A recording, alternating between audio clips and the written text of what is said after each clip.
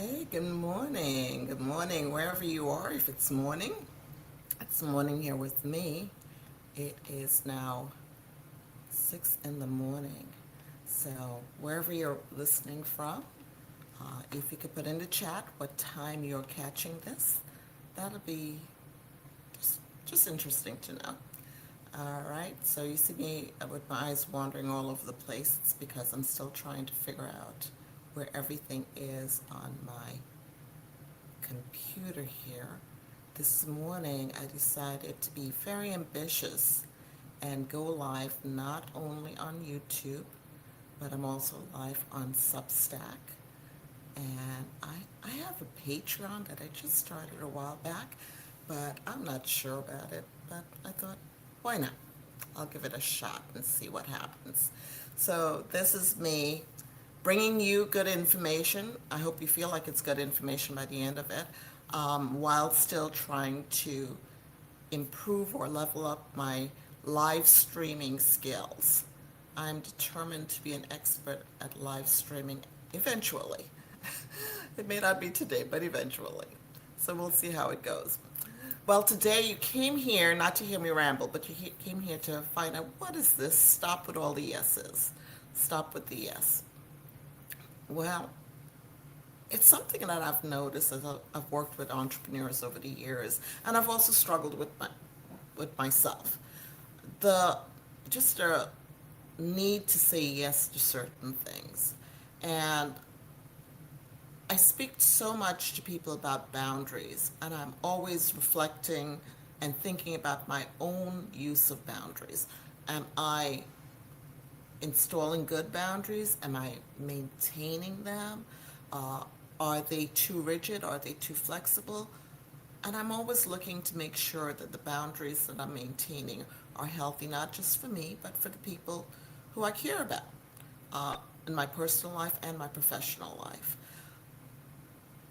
So it brought me to this subject today because actually just recently I had a wonderful opportunity presented to me, and I really wanted to jump on it. It felt very good. It was yes, yes, yes. So many things were ticking. And eventually when I sat with it, and I always sit and I pray over things, and I prayed about it, and I realized it needed to be a no. Not because the opportunity wasn't good, not because it didn't tick a lot of boxes, but because it was pulling me away from other things that were of equal importance that I needed to pay attention to. I was paying too much attention to jumping on new opportunities and letting this one slip the things that I had already committed to.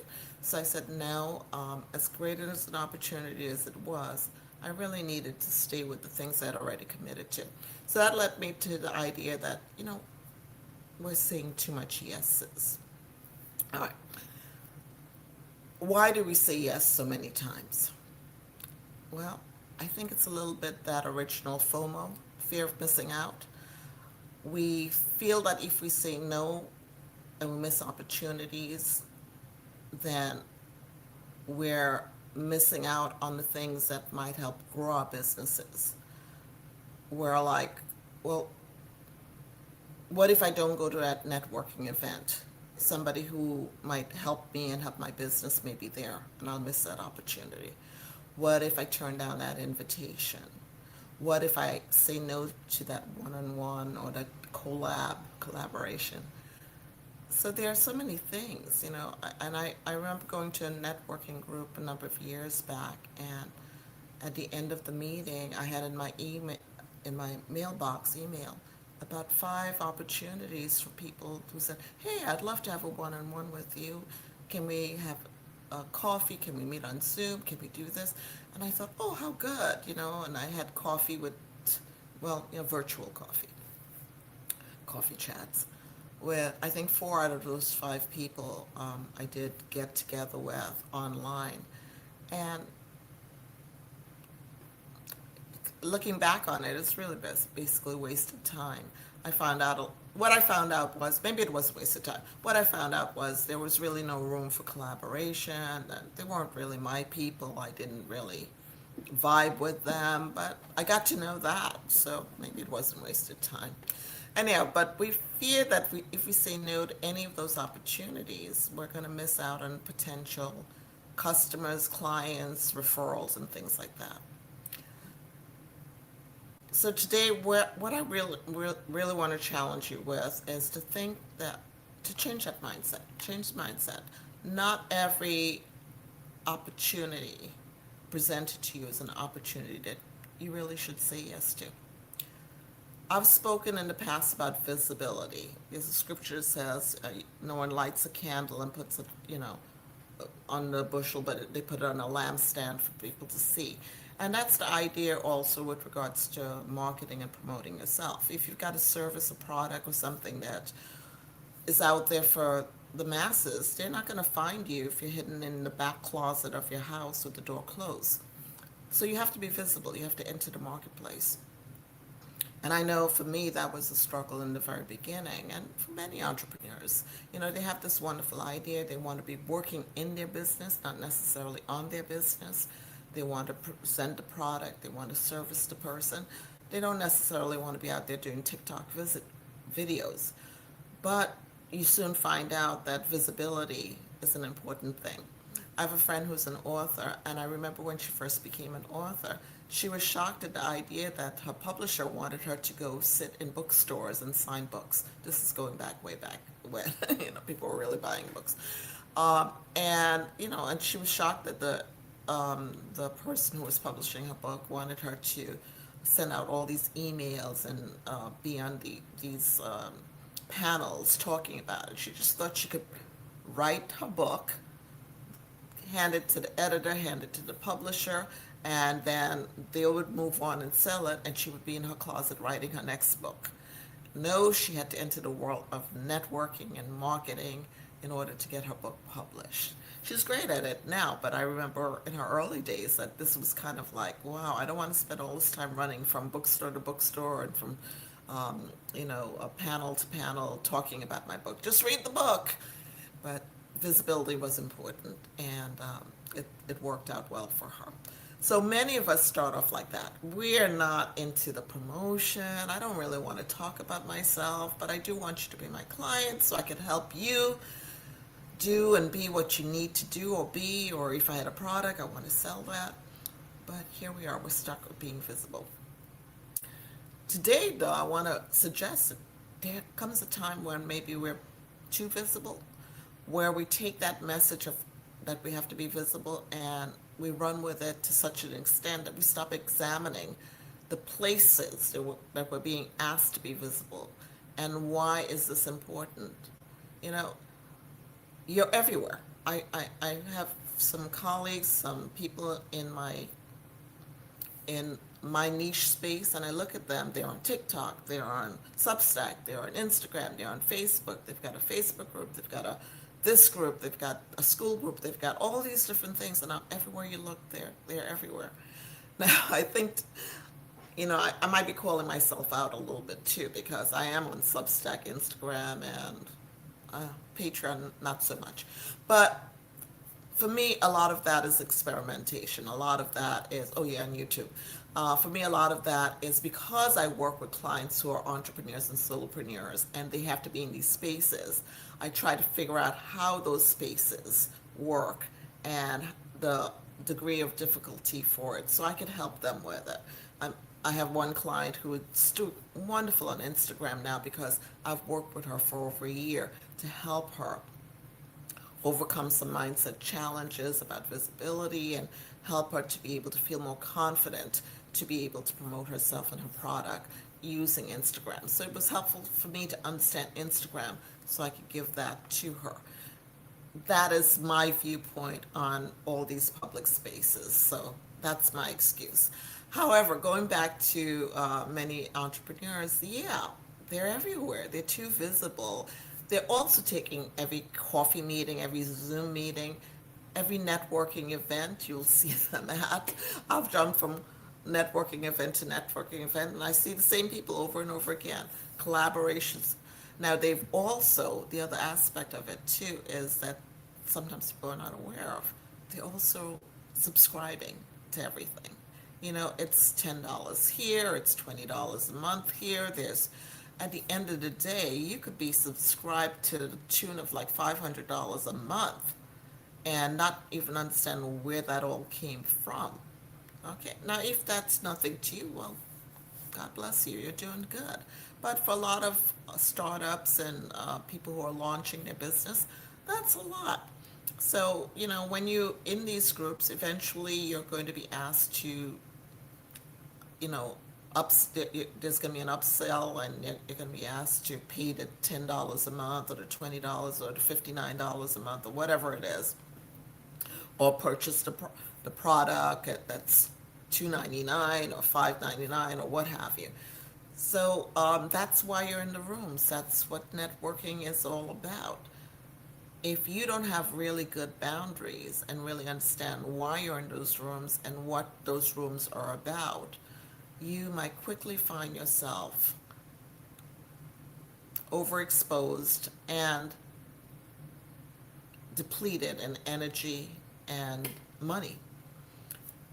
That brings the next question. The cost of these opportunities that you're saying yes to. They're going to cost you, yes, in money eventually, but they also cost you in terms of your time and emotional energy. If you're in these rooms, if you're in these places, these platforms, these networking groups, yes, it might be pleasant conversation, but it's also time that you're not spending either servicing your client or producing your next product or or giving to your clients. So think about that. What is that opportunity costing you? I think our minds are so set on the idea of what is it costing us not to take advantage of these opportunities. But I also want you to think about what is it costing you to take advantage of these opportunities.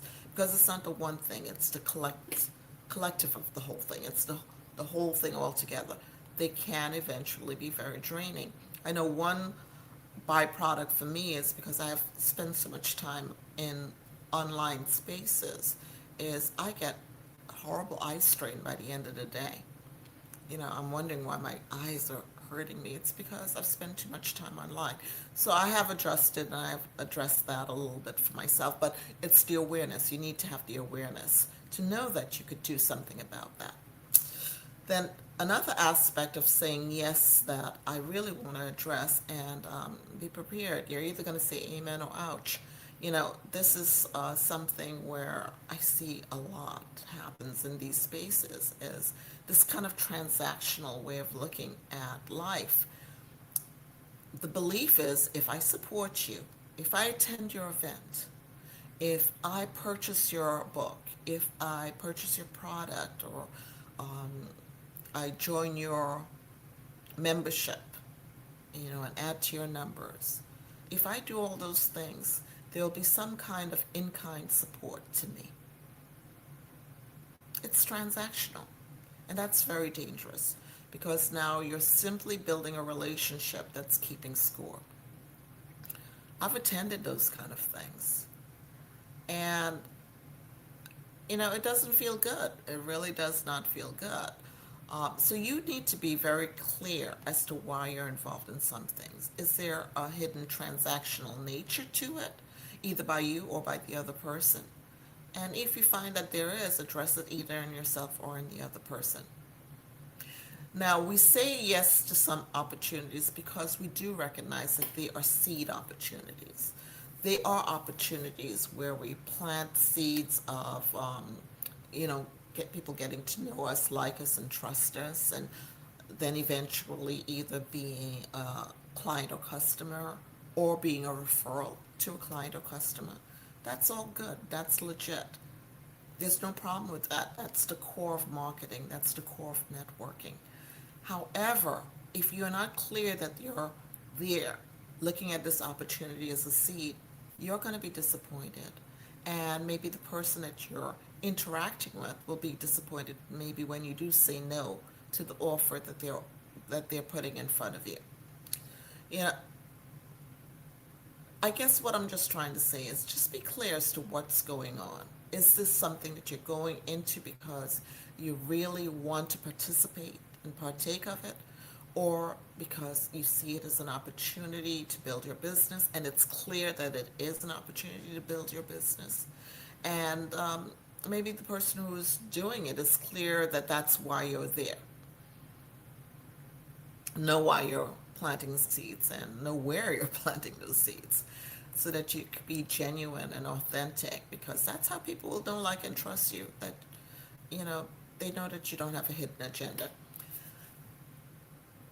Spending more business time in those kind of things, it's probably not going to move your business forward if you're if it's not clear.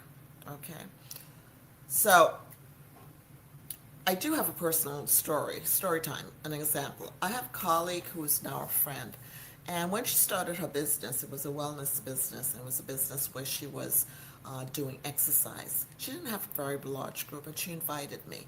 And one, I love her as a friend, and I wanted to support her business, but I clearly communicated to her initially, listen, I am not your potential client. Why? Not that I'm not interested in wellness. Actually, I'm very interested in wellness. But I already have a wonderful routine. I have 2 gyms I attend. I have people I exercise with. I've got a great diet. I've taken care of those things. Maybe if she had met me 15 years earlier, it could be a potential, at that. But at this stage, I'm really happy with my routine. It's working well for me. But here she was starting in with it.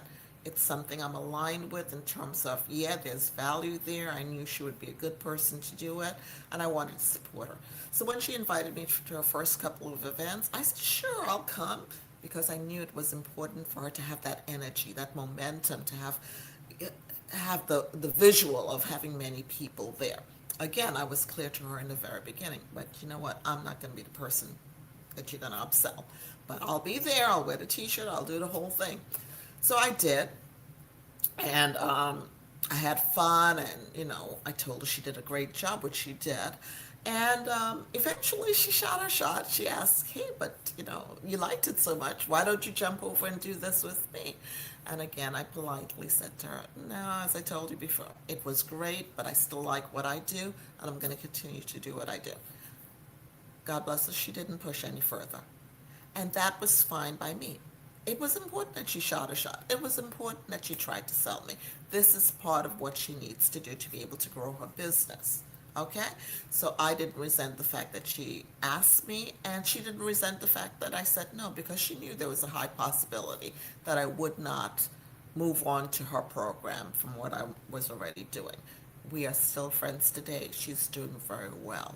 I supported her the best way I could. I did not say yes to the other things that she was offering, and she got it. And I was not her potential customer. There was nothing hidden in my agenda. So that is the thing that you want to do.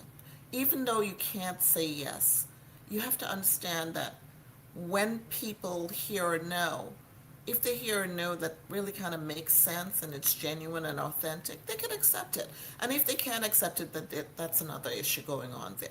So I just want you to know it's okay sometimes to say no, but it's easier to say no when you're clear in the very beginning as to what it is that you're there for and what it is you're hoping to get out of it, and what part or role you're going to play with regards to it.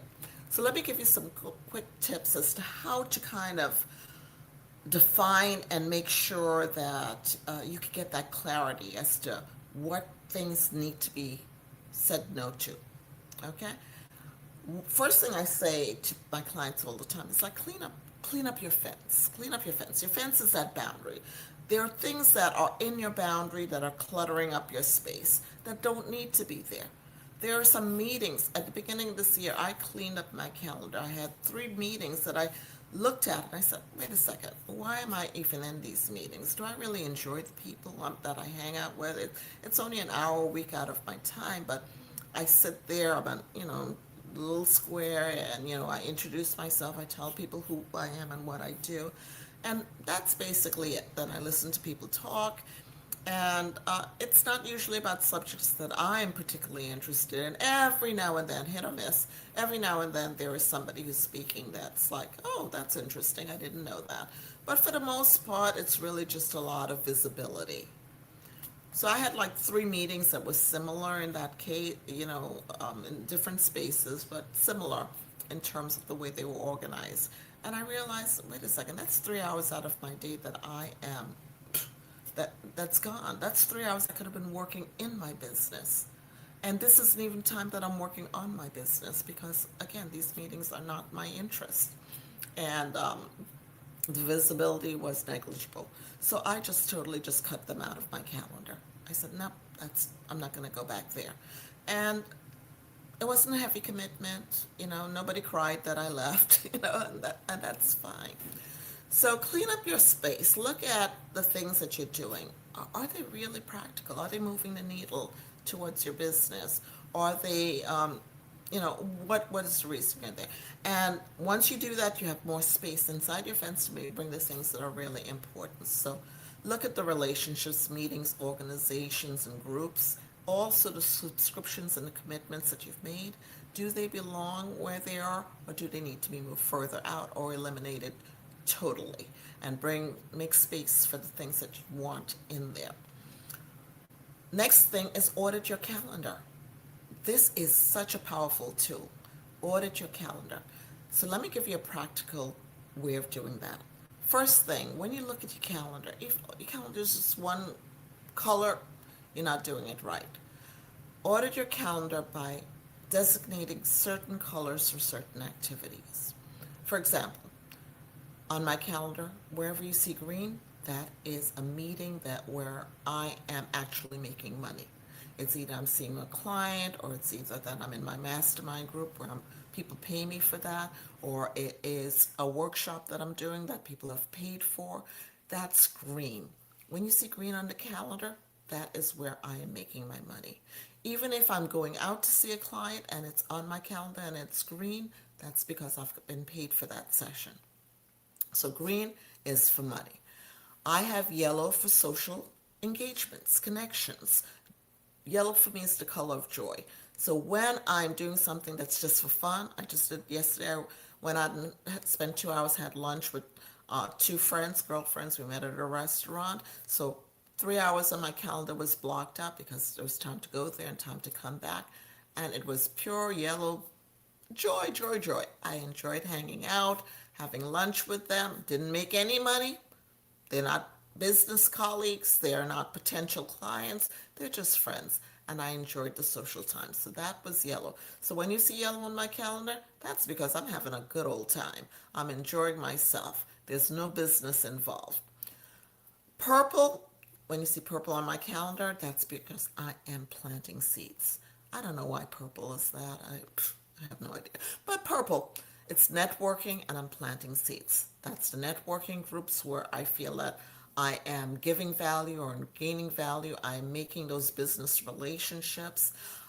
I don't necessarily anticipate an income. This is a long-term thing. This is meeting people, them getting to know, like, and trust me. This is exploring possibilities. You never know who you'll meet. There might be somebody there who you could help or who could help you. So purple is that. If you see red on my calendar, that's educational. That's because that's a webinar, that's a workshop, that's a CEU, that's something that I either need for my business or I want to learn. I've taken an opportunity. Red might be something that I've even paid for because, I want to learn this skill and this person is teaching it. So that's an investment in my development. Now, I could step back and look at my calendar. I do have other colors, but I don't want to get into all of that. So I look back at my calendar, and if I see a whole bunch of green and not a lot of anything else, ooh, I'm in the money. I'm doing good. That's not what I'm seeing right now, but that's another story. If I see, a whole bunch of yellow, oh my goodness, I'm living my best life. I'm just having lots of fun. I may not be making a lot of money, but I'm doing well, in other words. If I see a lot of red, well, I'm really taking a lot of time to invest in my personal development and my professional development. Ideally, what you want to see is a balance of colors. You want to see, just a lot of little colors all around your calendar because, you know, that gives you a quick visual. So you could audit your calendar. If you see too much of one and not enough of another, it's data, it's informing you. It may mean that you're saying too much yes to one thing and not enough yes to another thing. All right, so before I leave you and before I end, I want to just challenge you with a couple of questions. There are 4 questions I want you to ask yourself. When you are looking at if you're saying too much yes, and before you say yes, next time you want to say, whatever I'm being offered, this opportunity, does it align with where I'm trying to go? Not does it align with what I was trying to do 2 years ago? Where are you today? Does this now align? Because we get trapped in that. We used to do this. We've always been part of this. We've always joined the chamber. So it's every year we automatically pay our money and we join the chamber. Well, is it still aligned? Should you still be going to those chamber meetings and joining the chamber, or whatever it is? Does it align with where you're trying to go? What will it cost you? And again, we're not just talking about money. We're talking about time, energy, attention, travel, preparation. Not every free opportunity is free. Many times there is a cost, and sometimes it can be very expensive. Third question, what am I realistically expecting from this? If I'm investing my time and energy and talent or whatever in there, what's the ROI? What's the return on this investment? What am I expecting? Is it an income? Relationships? Business relationships? Personal relationships? Is it exposure? Be clear, or is it joy? And finally, would I still be saying yes if I knew this opportunity, this person, this organization, this meeting would never earn me a referral, earn me a client, earn me $1? They would never buy anything from me. They would never access my service, purchase my product. Would I still be involved? It's an important question. Sit with it and think about it for each thing that's on your calendar or each thing that's presented to you. Okay? If the answer is no to that question on those things, then you're now transactional. And again, we talked about it. That opens you up to a lot of resentment and a lot of, disappointment and anger. All right, so just remember, not every no is a missed opportunity. Assess, evaluate, clear up the fence. Not everything needs to be eliminated, but everything should be evaluated. All right. Color code your calendar. That'll give you a lot of important data and information, so you'll know what to do next. Start with those 2 things. See what you come up with, and you might find some places where you really can say, I am going to say no, and you're going to feel good about it. Your partner might thank you, because maybe they'll get more of your time back. You'll thank yourself because you're giving yourself way more time, and you are putting yourself further away from burnout. So take care of yourself. Hope this information was helpful. If you're catching this on a replay, please put a comment down there. Let me know what it is that you are saying yes to, that maybe you need to say no to, or maybe what your intention going forward is with regards to saying yeses. Talk to you later. If you found value in today's live stream, don't forget to like, share, and subscribe, and hit that notification bell so you never miss a moment of wisdom, strategy, or real talk. Want even more? I drop content regularly over on Substack, devotionals, insights, and practical tools to keep you grounded and growing. The link is in the description, so be sure to check it out and subscribe there too. Thank you again for hanging out with me. Until next time, stay focused, stay faithful, and keep showing up.